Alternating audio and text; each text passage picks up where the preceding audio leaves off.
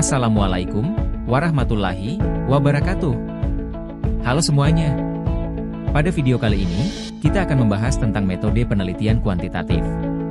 Yuk, kita simak apa saja poin penting yang wajib kamu ketahui tentang metode penelitian kuantitatif. Sebelumnya, jangan lupa like, subscribe dan nyalakan lonceng notifikasi agar kamu mendapatkan notifikasi video-video terbaru seputar dunia perkuliahan dan penelitian. Baiklah, langsung saja kita mulai. Apa itu penelitian kuantitatif? Metode penelitian kuantitatif adalah penelitian yang berlandaskan pada filsafat positivisme, di mana lebih menekankan pada determinasi, yakni mengukur sejauh mana variabel independen dalam sebuah model dapat menjelaskan variabel dependen.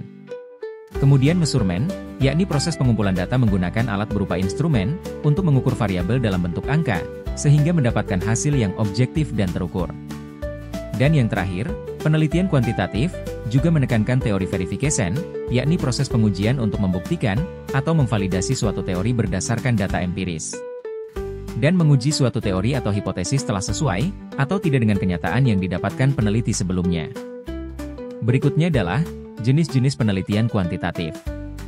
Metode penelitian kuantitatif terdiri dari beberapa jenis, yaitu 1. Penelitian eksperimen, yakni penelitian yang menguji pengaruh suatu variabel terhadap variabel lain dalam kondisi terkontrol. Contohnya, true eksperimen, pre-eksperimen, quasi-eksperimen, dan faktorial eksperimen. Pada umumnya, pada penelitian pendidikan, lebih banyak menggunakan pre-eksperimen dan quasi-eksperimen, karena lebih mudah diaplikasikan, dibandingkan dengan true eksperimen dan faktorial eksperimen. Jenis penelitian kuantitatif yang kedua adalah penelitian korelasi atau hubungan. Penelitian korelasi adalah penelitian yang bertujuan untuk melihat hubungan antara satu atau beberapa variabel lainnya. Namun, penelitian korelasi tidak menyimpulkan hubungan sebab akibat. Contohnya adalah meneliti hubungan antara jumlah jam belajar siswa dengan nilai ujian mereka. 3. Penelitian komparasi, yakni jenis penelitian kuantitatif yang digunakan untuk mencari sebab akibat dan faktor yang mempengaruhi suatu fenomena dengan cara menganalisis perbedaan antar variabel atau kelompok. Contohnya adalah membandingkan hasil belajar antara siswa yang menggunakan media digital dan siswa yang menggunakan buku cetak. 4. Penelitian survei, yakni penelitian kuantitatif yang menggunakan kuesioner untuk mengumpulkan data dari sampel populasi tertentu. Penelitian survei digunakan untuk mengambil sampel dari populasi yang lebih besar dan menggunakan kuesioner sebagai alat pengumpulan data. Survei sering digunakan untuk mengukur opini, sikap, atau perilaku. Itulah beberapa jenis penelitian kuantitatif.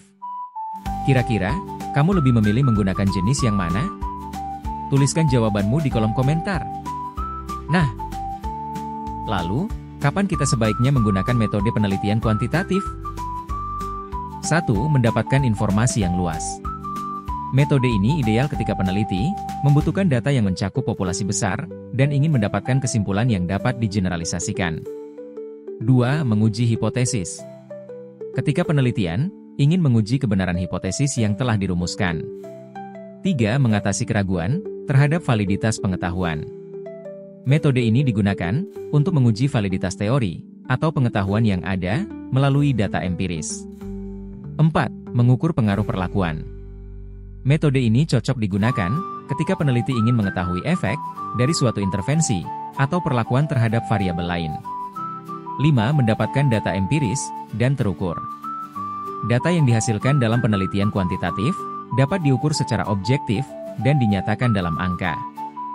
Jadi, jika tujuan penelitianmu termasuk dalam kriteria tadi, maka penelitian kuantitatif sangat cocok untuk kamu gunakan dalam penelitian yang sedang kamu rencanakan.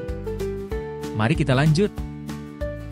Hal yang perlu kamu ketahui tentang penelitian kuantitatif berikutnya adalah proses dalam penelitian kuantitatif mengikuti tahapan yang terstruktur. Proses penelitian kuantitatif biasanya dimulai dari menentukan masalah penelitian. Peneliti memulai dengan menentukan masalah yang ingin diteliti dan merumuskan hipotesis yang akan diuji. Tahapan selanjutnya adalah merancang instrumen penelitian. Peneliti merancang instrumen pengumpulan data, seperti kuesioner, tes, atau instrumen lain yang sesuai dengan kebutuhan penelitian. Kemudian, mengumpulkan data. Data dikumpulkan dari sampel yang dipilih secara acak, atau yang telah ditentukan dari populasi. Teknik pengumpulan data bisa melalui survei, kegiatan eksperimen, atau observasi. Setelah data dikumpulkan, data dianalisis dengan menggunakan teknik statistik. Kemudian, dari hasil analisis data, peneliti dapat menentukan apakah hipotesis yang diajukan diterima atau ditolak. Kemudian, barulah hasil dari penelitian disimpulkan dan disusun dalam bentuk laporan penelitian yang lengkap. Metode penelitian kuantitatif menawarkan sejumlah kelebihan, termasuk hasil yang objektif dan dapat diukur secara statistik. Hasil dari penelitian kuantitatif juga dapat digeneralisasikan ke populasi yang lebih luas, yang membuatnya sangat cocok untuk penelitian skala besar dalam berbagai bidang seperti pendidikan, kesehatan, dan ekonomi. Metode ini juga memungkinkan peneliti untuk melakukan analisis yang lebih mendalam terhadap hubungan antar variabel, serta pengaruh intervensi atau perlakuan tertentu. Itulah sekilas tentang metode penelitian kuantitatif yang perlu kamu ketahui. Jika kalian ingin mengetahui lebih dalam, jangan lupa untuk terus belajar dan eksplorasi berbagai jenis penelitian. Terima kasih sudah menyimak. Sampai jumpa di video berikutnya.